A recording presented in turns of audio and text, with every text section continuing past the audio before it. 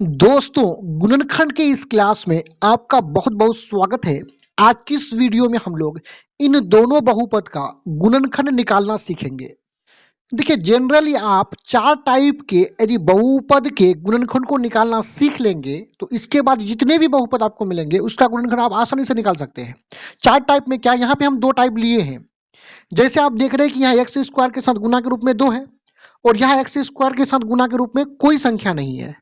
तो इन दोनों परिस्थिति में हम गुणनखंड कैसे निकालेंगे? और 2 टाइप ये है, किसी और वीडियो में मैं समझा दूंगा कि यदि यहाँ पे प्लस के जगह में माइनस लिया जाए, यदि यहाँ एक बार माइनस लिया जाए, एक बार यहाँ माइनस लिया जाए, तो हम गुणनखंड कैसे निकालेंगे, इसको किसी दूसरे वीडियो में समझाएंगे। यहाँ पे अभी आपको इस प्रकार के 2 बहुपदों का गुणनखंड निकालना सिखाएंगे। तो चलिए वीडियो को शुरू करते हैं और सबसे पहला जो प्रकार है, पहले इसका गुणनखंड निकालते हैं। देखिए, हमें इस बहुपद का गुणनखंड निकालना है और इस बहुपद में 3 पद है। पहला पद है 2x स्क्वायर और दूसरा है 7x और अंतिम है 3। हमें इसका गुणनखंड निकालने का मतलब ये हुआ कि गुणा के रूप में इसे 2 बहुपदों में या 2 ब्रैकेटों में तोड़ना पड़ेगा। तो तोड़ने का क्या रूल है, इसको समझिए। देखिए यहाँ पे गुणनखंड निकालने के लिए हमें जो ये बीच वाला पद है, इसे 2 पदों में तोड़ना पड़ेगा। यानी शुरू वाला और अंतिम वाला तो सेम उतरेगा, लेकिन ये बीच वाला पद है, इसे 2 पदों में तोड़ना पड़ेगा। कैसे टूटेगा उसको देखिए। हम सबसे पहले क्या करते हैं, ये शुरू वाला पद जो है 2x स्क्वायर, इसके साथ गुणा के रूप में कितना है 2 और अंतिम में कितना है 3, दोनों को गुणा कर देते हैं। गुणा किए तो 6 हुआ। जो बीच में 7 है ना, 7 को हमें 2 ऐसे संख्याओं में तोड़ना है कि ये पहला संख्या और दूसरा संख्या को गुणा करेंगे तो ये 6 आया है ना, 6 आना चाहिए। यानी यहाँ जो गुणा किए हैं, इन दोनों संख्या को गुणा करने पर 6 आना चाहिए। और इन दोनों संख्या को यदि हम जोड़ेंगे तो जोड़ने पर कितना आना चाहिए, यही 7 आना चाहिए। यानी क्या समझे, 7 को ऐसी 2 संख्याओं में तोड़ना है कि जिसे गुणा करने पर 6 आना चाहिए और जोड़ने पर कितना आना चाहिए, 7 आना चाहिए। तो आप आराम से कह सकते हैं कि यदि हम एक संख्या को 1 लें, दूसरा को 6 लें, गुना दूसरा को क्या लें 6 लें, तो 1 और 6 को गुना करेंगे तो कितना हो जाएगा 6, गुना करने पर 6 आ रहा है। 1 और 6 को जोड़ेंगे तो 7 आ रहा है, यानी जोड़ने पर 7 आ रहा है। यानी हमें पता हो गया कि एक संख्या हमें 1 लेना है, दूसरा 6 लेना है। यानी लिखेंगे 2x स्क्वायर, इसको 2 संख्या 1 और 6 में तोड़ेंगे तो पहला होगा 1, x वाला पद है 7 तो x लगा देंगे, तो प्लस 6 करेंगे, दूसरा 6 ना, पहला 1 लिए, x वाला पद है तो x लगा दिए, दूसरा 6 है तो 6 ले लिए, x वाला पद है तो x लगा दिए, अंतिम में +3 है उसको उतार लिए। तो इस प्रकार 2 पदों में तोड़ लिए। अब गुणनखंड का जो दूसरा स्टेप है वो है कॉमन निकालने का।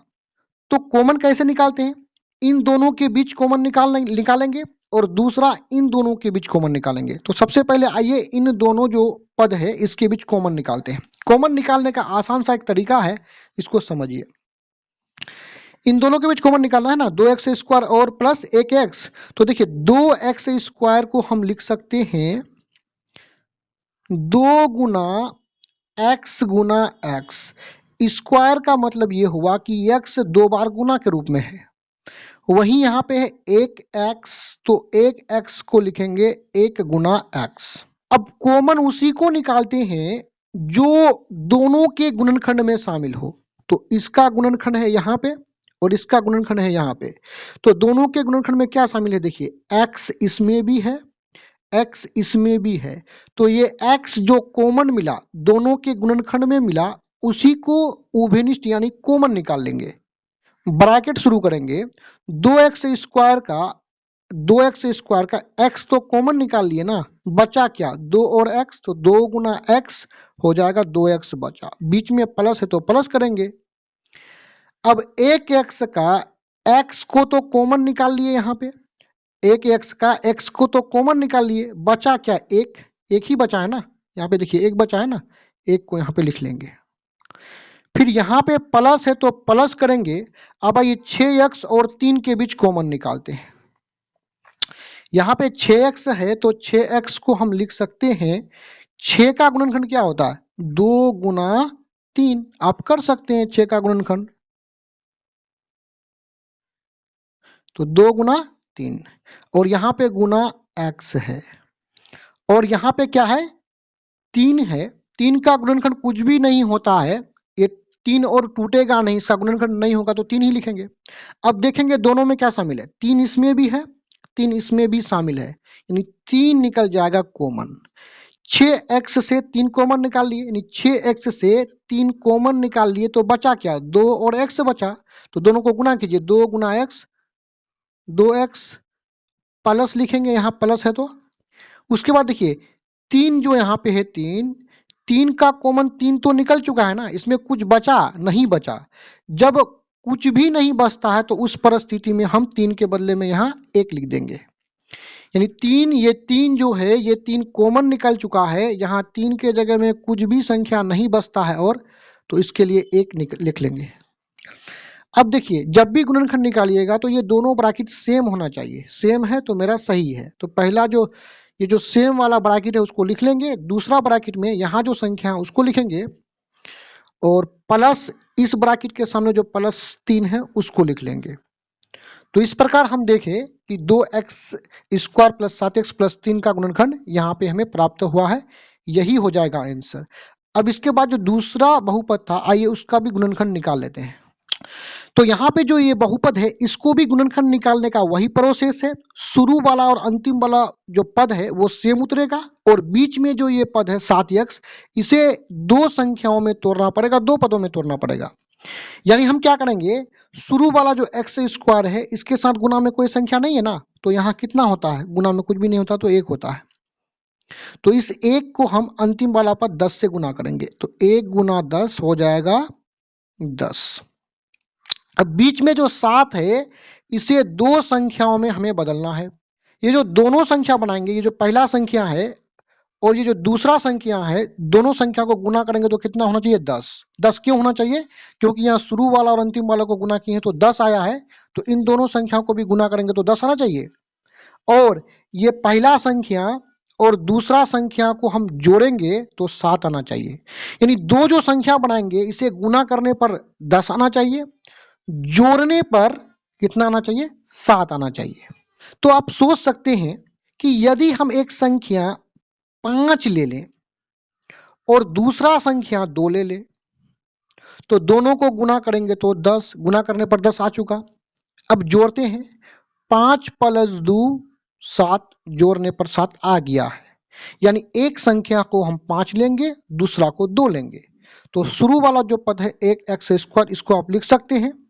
पहला जो संख्या है 5, तो +5 करेंगे, x वाला पद है तो x लगाएंगे, दूसरा संख्या 2 है तो +2 करेंगे, x वाला पद है तो x लिखेंगे, और अंतिम वाला जो पद है +10 को यहाँ पे उतार लेंगे। अब हमें क्या करना पड़ेगा, इन दोनों के बीच कॉमन निकालना है और इन दोनों के बीच कॉमन निकालना है। तो यहाँ पे देखिए इन दोनों के बीच कॉमन निकालना है ना, तो लिखेंगे हम 1, तो है 1 लिखेंगे ही, स्क्वायर का मतलब पावर 2 है तो 2 बार गुना होगा, पावर 2 तो 2 बार गुना। अब 5 को हम लिख सकते हैं 5 गुना x, 5x को हम क्या लिखेंगे, 5 गुना x लिखेंगे, 5x को क्या लिखेंगे, 5 गुना x। अब देखेंगे दोनों में क्या कॉमन है, क्या ओवनिष्ठ है, देखिए x इसमें भी है, x इसमें भी है, तो x को हम निकाल लेंगे कॉमन, ठीक है।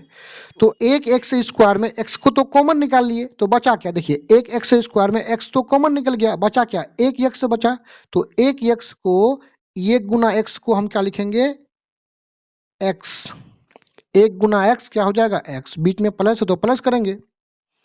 अब 5x में x तो कॉमन निकल चुका है, 5x में x कॉमन निकल चुका है, बचा क्या 5, तो +5 करेंगे। अब यहाँ पे ध्यान से देखिए, इन दोनों के बीच कॉमन निकालना है, तो 2x को हम लिखेंगे 2 गुना x, 10 का गुणनखंड क्या होगा, साइड में कर लीजिए, 2 से 2 गुना 5। अब दोनों के बीच कॉमन क्या है, 2 है, आगे में प्लस है तो +2 करेंगे, 2x से 2 कॉमन निकल चुका है तो बचेगा क्या, x, प्लस 10 है ना, 10 में से 2 कॉमन निकल चुका है, बचा है 5, बराबर करेंगे। देखिए ये ब्रैकेट और ये ब्रैकेट सेम है तो यहाँ पे लिख लेंगे, एक बार उसको लिख लेंगे, दूसरा ब्रैकेट में पहला ब्रैकेट के सामने x को लिखेंगे और दूसरा ब्रैकेट के सामने +2 है उसको लिख लेंगे, तो यही हो जाएगा आंसर। इस तरह के और भी वीडियोस को देखने के लिए आप हमारे चैनल के प्लेलिस्ट लिस्ट में जाकर के देख सकते हैं। धन्यवाद।